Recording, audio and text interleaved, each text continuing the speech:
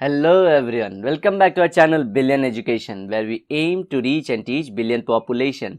So guys, आज जो continue कर रहे हैं वो आपकी 12th की पॉल साइंस या पॉलिटिकल साइंस। तो इसमें आज जो हम पार्ट कवर करेंगे वो है human right and humanitarian intervention का। तो इससे आगे बढ़ने से पहले गाइज जो भी इस चैनल पर पहली बार हैं प्लीज़ हमारे चैनल को सब्सक्राइब करें जब आपको लगे कि ये वर्थ है आपके सब्सक्रिप्शन के, और जो पहले से हैं वो प्लीज़ शेयर कर दें। तो ह्यूमैनिटेरियन राइट मतलब क्या है, एक बार बेसिक बताता हूँ कि आप जब कोई भी ह्यूमन पैदा होता है, बेसिकली पैदा होगा, उसके वहीं से राइट हैं, नेचर ने दिए हैं वो राइट। नेचर मतलब पूरी जो धरती है बोलते हैं ना, तो सुनील शेट्टी बोलते धरती मेरी माँ है, तो वैसा वाला काइंड। सो यहाँ पे क्या है, आपको खाने का, food, respect as a human, ये सब आपको बाय बर्थ ही मिल जाता है। तो ये बोलते हैं ह्यूमन का एक राइट है, मैं कहीं जाना चाहता हूँ मैं जा सकता हूँ, मुझे रोकने नहीं चाहिए। अब आप लोग क्वेश्चन कर सकते हो कि हम लोग दूसरे कंट्रीज में नहीं जा सकते, यहाँ वहाँ नहीं जा सकते। जी हाँ, वो ज़रूरी भी, अदरवाइज टेररिज्म और मास बोलते ना, सब लोग जहाँ पे भी जॉब नहीं वहाँ से सब लोग भाग के जहाँ पे जॉब है वहाँ चले जाएंगे। तो थोड़ा ऑर्डर बनाने के लिए ये सब ठीक है, अदरवाइज आपके घूमने फिरने के, खाने पीने के, कपड़े पहनने के, बोलने के, रहने के बहुत सारे बेसिक राइट हैं जो आपको मिल जाता है बचपन से ही। पैदा होते ही आप पे कोई अटैक ना करे, सब कुछ है। और आप भी, अब इसी के साथ आपकी भी रिस्पॉन्सिबिलिटी आती है कि अगर आप भी अटैक नहीं करोगे, बोलने को दोगे सबको, तो ये दोनों है, दो वे प्रोसेस होता है ये। The process of disintegration of states and creation of new states was not always peaceful। किसकी बात कर रहे हैं हम लोग? चाहे आप ले लो यूएसएसआर का, आप मुझे कमेंट सेक्शन में यूएसएसआर का फुल फॉर्म लिख के बताओगे गाइज, ये मुझसे इंटरव्यू राउंड में पूछा गया था इसलिए बोल रहा हूँ, यूएसएसआर का फुल फॉर्म बताइए। इन यूगोस्लाविया पुराना यूनिट है, ये टूट गया। जैसे कि आप लोग आज जो मैप देखोगे यूरोप का, सो जहाँ पे बाल्कन स्टेट्स बोलते हैं, बाल्कन स्टेट, सो उसमें बाजू में स्लोवाकिया, कोसोवो, बोस्निया हर्ज़ेगोविना, ये सब क्या है, ये यूगोस्लाविया बनते थे तब। For example there was a lot of bloodshed in Bosnia Herzegovina between different ethnic group. Ethnic का मतलब क्या, देखिए एक ही लैंड पे बहुत समय तक कोई रहे तो उसे वहाँ की एथनिक ग्रुप बोला जाता है। Conflicts also occurred in Chechnya east. Chechnya कहाँ पे, रशिया का पार्ट है। देखिए बताता हूँ, करंट डे रशिया में, इसका मैप में देखिए ये जॉर्जिया दिख रहा है, इसके ऊपर वाला जोन, अभी रुकिए, ये देखिए पूरा रशिया है। तो हमारा जो प्यारा सा इंडिया है वो यहाँ नीचे है, अफगानिस्तान के साथ ऐसे अटैच होता है, ठीक है। सो यहाँ पे जो ये जोन, ये चेचनिया जोन है। यहाँ पे ट्राइब रहती है जिसकी रशिया के साथ लड़ाई है खुद के फ्रीडम के लिए। ईस्ट तिमोर, ये कहाँ का आइलैंड है, ये साउथ ईस्ट एशिया में है, साउथ ईस्ट एशिया, इंडोनेशिया के बाजू में। इंडोनेशिया साउथ ईस्ट एशिया का एक कंट्री है। इसी हाथ लगे हाथ आप जब सर्च करोगे तो आसियान कंट्रीज याद कर लेना, इंपॉर्टेंट है। और उसका हेडक्वार्टर कहाँ पे है, इरिट्रिया साउथ, नहीं सॉरी बोल रहा हूँ, अफ्रीका का एक कंट्री है। जिबूती जो चाइना ने ऑक्यूपाई कर लिया उसके बाजू में, ठीक है। तो ये ध्यान रखना है। तो यहाँ पे क्या हुई, जब ये लोग फ्रीडम पा रहे थे यहाँ पे लड़ाइयाँ बहुत हुई, पीसफुल नहीं था। जैसे कि भारत पाकिस्तान का जो सेपरेशन था वो पीसफुल नहीं था, हमारा ब्लडशेड बहुत हुआ। हिंदुओं के घर में घुस के मुसलमानों ने मारा, मुसलमानों के घर में घुस के हिंदुओं ने मारा, और कईयों को तो हिंदुओं को हिंदू नहीं मारा, मुसलमानों को मुसलमानों नहीं मारा। आपके बाजू में कोई है, आपका ही फ्रेंड है, हिंदू मुस्लिम दोनों साथ में रह रहे थे, बाजू वाले कोई और मार रहा है और चिल्ला रहे हैं हेल्प के लिए, हम नहीं जा सकते क्योंकि अदरवाइज हमको ही मार देगा। जी हाँ, इतनी भयानक कहानी हमारी उस टाइम पे हुई थी। यही गांधी नहीं चाहते थे, लेकिन लोग बोलते हैं कि गांधी ने क्यों मुसलमानों को पसंद करते, दुनिया का पर्सपेक्टिव ही बदल देते हैं लोग। तो जरिया जानना चाहिए हमको, सिर्फ वहाँ से मेरे को बताना था कि ब्लड शेड बहुत खराब चीज़ होती है, मारी मारा से अलग होना ये अच्छी चीज़ नहीं है। चाहे आप घर अपने भाइयों में ही जो सेपरेशन हो रहा है या घर के पूरी प्रॉपर्टी में सेपरेशन, ब्लड शेड तो दिखाता है कि लालच है, पूरा हद से ज़्यादा ग्रीडीनेस है। यूएन पीस कीपिंग इंपॉर्टेंट है। यूएन पीस कीपिंग क्या करता है, यूएन देखिए इसमें पढ़ता है, United Nation does not have its own army. Please note this point, it does not have its own army. ये क्या करता है, but it in order to maintain international peace पूरे वर्ल्ड में पीस बनाने के लिए, सिक्योरिटी मेंबर स्टेट्स मतलब जो उसके मेंबर है यूएन के 196 से ज़्यादा मेंबर हैं उसके, of United Nations, not United state America को बोलते हैं, have created a peace keeping force out of their own military resources. जैसे कि इंडिया भी अपने मिलिट्री पर्सनस को मिली है भेजी, इथियोपिया भी भेजी है, ऐसे बहुत सारे, शायद से इथियोपिया के बाद जो सेकेंड सबसे लार्जेस्ट जो है, श्योर न्यूज चेक कर लेना, जो यूएन पीस कीपिंग सबसे ज़्यादा मिलिट्री पर्सनल्स हैं वो इंडिया के हैं। हर जगह ये लोग भेजते हैं ताकि ये लोग शांति बनाए रखें। This force is known as UN peace keepers are sent to a conflict zone, देखिए जहां पे लड़ाई झगड़ा चालू है, war zone, based on UN security council recommendation, often when cease fire are established.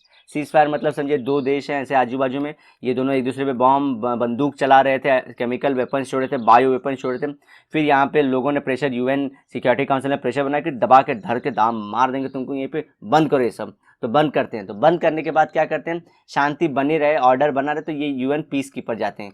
ये लोग उस सिचुएशन में नहीं जाते जब लड़ाई चालू है, उस सिचुएशन में जाएंगे भी ये लोग क्या करते हैं, सिर्फ मेडिसिनल हेल्प करते हैं, मेडिसिन देंगे लोगों को, वहाँ के जो भी बचे हुए लोग हैं, प्लस उनको एजुकेशन दिलाने का काम करेंगे, फिर ट्रांसपोर्ट का काम करते हैं, लोगों को यहाँ से वहाँ से ट्रांसफ़र करने का, तो ट्रांसपोर्ट का काम ये लोग करते हैं। उसके बाद जो भी अगर समझिए ये सब अगर हमारे अर्थ को एक काइंड ऑफ प्रॉब्लम आ रही है या कोई भी नेचुरल हजार्ड हो रहा है तो उसमें हेल्प करते हैं ये लोग, तो वैसे हेल्प करते हैं ये लोग, ठीक है, दवा दारू ये सब में हेल्प करते हैं, ना कि जाके लड़ाई लड़ते हैं। प्लीज़, पीस कीपिंग फोर्स का नाम पीस कीपर्स इसलिए रखा गया है। It is in response to such situation that the people started to concern about the violation of human right.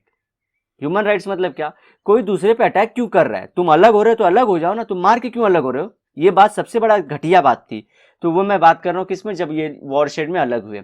The United Nation an important global organisation, United Nation के पहले ऐसे एक ऑर्गेनाइजेशन थी Commonwealth, जो यूके ने बनाई थी, वो फेल हो गई थी क्योंकि उसके रहते हुए वर्ल्ड वॉर हो चुका था, तो इसको ज़्यादा अहमियत नहीं मिलती, लेकिन इंडिया इसका मेंबर है।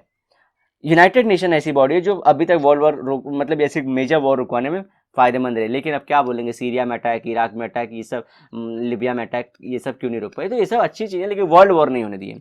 यहाँ पे ये लोग कुछ नहीं कर पाए, जहाँ की जगहों के नाम लिया मैंने। Would intervene in countries to prevent conflict from escalating मतलब देखो झगड़ा हो गया लेकिन अब बढ़ाओ मत, शांति से करो। दिस वॉज मेन एस्पेक्ट और main task of UN peace keeping. In the post cold war era, post cold war मतलब 1991 के बाद, the United Nations continued to intervene conflict situation to bring about a peaceful resolution to of dispute. दो लोग या दो, समझो एक ही country में दो कम्युनिटी भी है, समझिए एक ही कंट्री, दो कंट्री छोड़ दीजिए, एक ही कंट्री में दो लोग हैं या दो टाइप के लोग हैं जो लड़ाई झगड़ा कर रहे हैं अपने अपने किसी भी इशू को लेकर, तो इनके अंदर भी शांति करवाता है यूएन के अंदर। यूएन सिक्योरिटी काउंसिल का नॉर्म ऐसा है कि जहाँ पे भी वर्ल्ड में लगे कि कॉन्फ्लिक्ट ऑफ पीस में दिक्कत आएगी तो ये इंटरवीन कर सकते हैं। जी हाँ, इनके अंदर इतना ज़्यादा पावर देगा, और इसके परमानेंट फायर स्ट्रक्चर में इंडिया है ही नहीं। जो डिसीजन लेंगे, मतलब जो यूएनएससी में डिसीजन लेते हैं उसको बोलते हैं परमानेंट फायर, और भी हैं लेकिन ज़्यादा इम्पैक्ट इन्हीं परमानेंट फायर का है। आप जाके परमानेंट फायर देखिए और देखिए इंडिया का यूएनएससी ज्वाइन करने का एजेंडा क्यों है। But now the rationale for intervention was not just to stop the ongoing war but also to prevent the recurrence of the conflict in future. So अभी तो देखो वॉर नहीं खत्म करना, वो बोला ना सीज फायर के बाद भी। सीज फायर क्या, तो ये लोग एक एग्रीमेंट करते हैं कि एक, सॉरी वो बताया नहीं मैं आपको, एग्रीमेंट करते हैं जो दो कंट्री लड़ रहे हैं कि भाई देखो अब हम बॉम्ब वॉम्ब डालेंगे नहीं, अब शांति रहेगी। अब वो शांति की सिचुएशन में यूएन पीस कीपर्स जाते हैं। सो अगर देखिए यहाँ पे लड़ाई हो चुकी है, सीज फायर हो चुका है, फिर उसके बाद भी ये लोग लड़ सकते हैं, तो लेकिन उसको वापस से न होने दे, इसलिए मेंटेन करने के लिए, maintain piece and protect human rights of the affected people. तो ये कौन कर रहा था, यूएनएससी इसका पूरा जिम्मेदारी लेता है।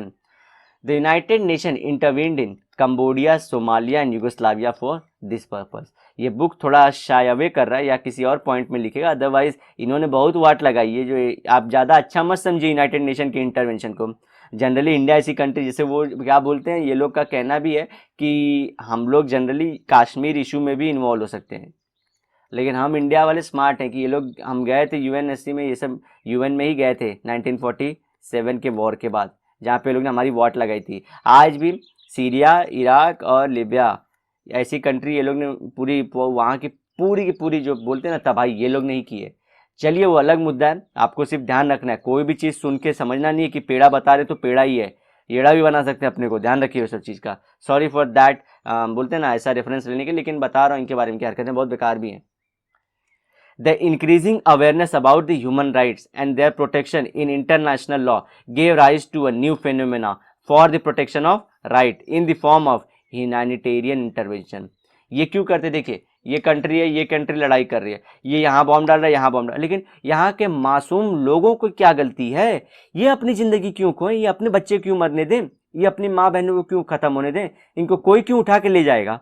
तो ये दिक्कत भरी चीज है, समझ ही नहीं पा रहा है कोई दो कंट्री की। ये एक बड़ा लीडर है, एक दूसरे बड़े लीडर से लड़ रहा है, पागल लोग, और बेचारे नुकसान हो रहा है लोगों का, जो बेचारे कमाना चाहते हैं, जॉब करना चाहते हैं, लाइफ जीना चाहते हैं, फैमिली के साथ रहना चाहते हैं, उनके साथ ये लोग ये सब करते हैं। तो ये इसलिए इसके बाद यही पॉइंट रेस करता है यूएनएससी कि हम लोगों की भलाई के लिए, गवर्नमेंट तुम्हारी तो वाट लगाएंगे ही, हम लोगों की भलाई के लिए हैं।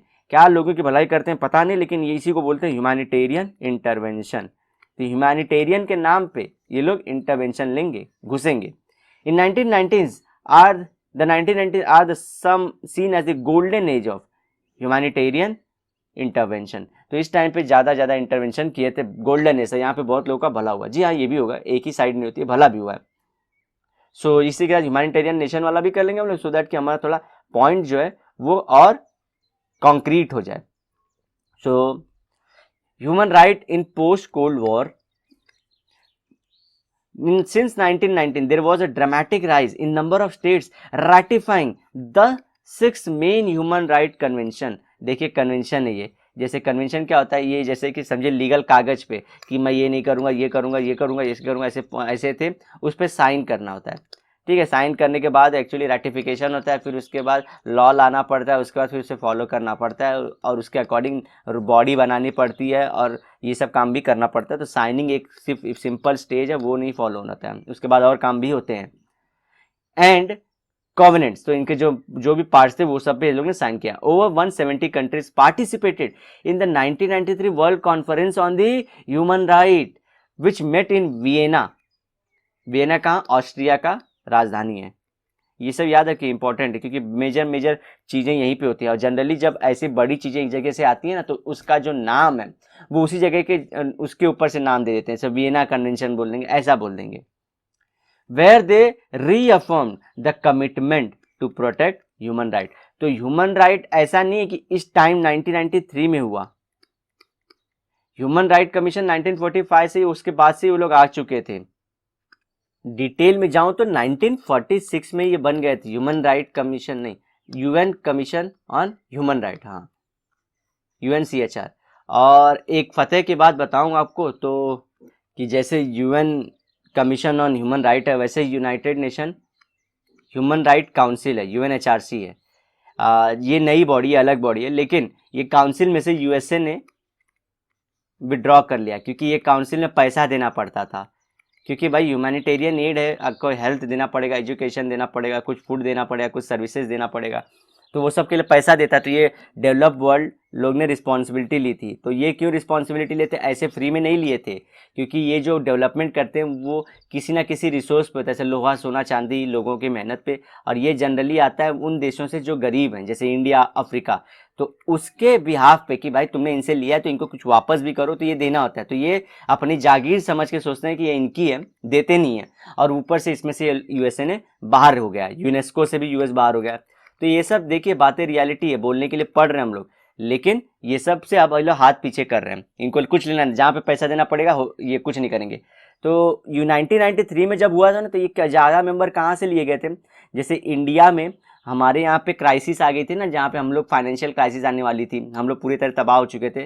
तो हमको जब IMF लोन दे रहा था तो बोला कि भाई तुमको ये सब चीज़ साइन करनी पड़ी, इसे ह्यूमन राइट का बॉडी बिठाना पड़ा, नेशनल ह्यूमन राइट कमीशन बिठाना पड़ा, तो हम फोर्सफुली बिठाया गया। ये सब इंडिया ने एक्सेप्ट नहीं किया था ये सब। तो 1990 ऐसे सब बहुत सारी कंट्रीज लोग जमा हो गए। This was followed by the creation of UN high commissioner for human rights. तो ये ऑफिस एक बना जो पूरा देखभाल करेगा। The main task was to coordinate the human rights initiative and establish universal respect for the human rights. तो एक नेशन तक मत रखो, क्योंकि मेरे नेशन में ह्यूमन की इज्जत अलग तरीके से कहीं और किसी नेशन में और तरीके से होती है, लेकिन हर जगह सेम रखना है।